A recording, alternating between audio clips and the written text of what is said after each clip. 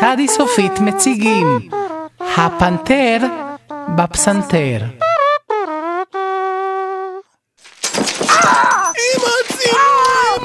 היי, מה קורה פה? סרוליק, יש פנתר בפסנתר!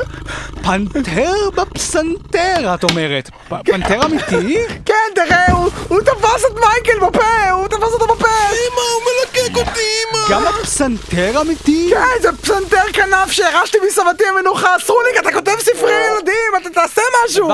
בתיה, תירגעי. מהניסיון שלי בדברים האלה, אם התיאור של הסיטואציה מתחרז, אז כנראה שבסופו של דבר כולנו נלמד לקח חשוב ונפליג במחוזות הדמיון. אבל תראה, הוא לועס את מייקל! את זוכרת שהיה לנו אז עטלף במרתף? כן. ושום דבר לא קרה, ואני כתבתי על זה את הספר. אמא, יש עטלף בתוך המרתף שם למטה, ליד המכונת כביסה, וזכיתי בפרס פילוני לספרות ילדים, ונשיא המדינה לחץ לי את היד. כן, אבל זה פנתר!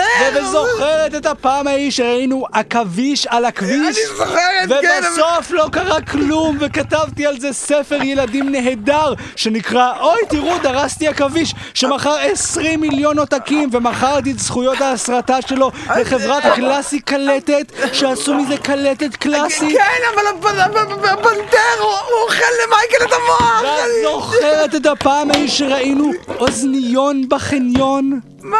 ואף אחד מאיתנו בכלל לא ידע מה זה, וקראנו להבטחה והם ירו בו במקום, ומאז הממשלה מנסה לטייח את זה. אני לא זוכרת, לא. בסדר, לא משנה.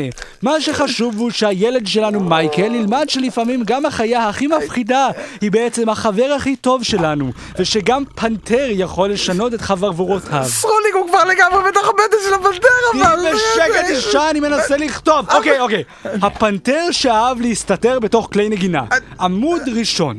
מייקל הקטן תמיד רצה להיאכל על ידי פנתר, אך אמא לא הרשתה לו. מייקל, אבל זה התינוק הקטן שלי, הוא לעוז! שקט. אני שואג רק כי אני נורא מפחד, אמר הפנתר. אתה לא צריך לפחד ממני, אמר מייקל, וליטף את הפנתר שבתוך הפסנתר. הוא קופץ עליי עכשיו! אבל אתה החבר הכי טוב שלי, אמר מייקל.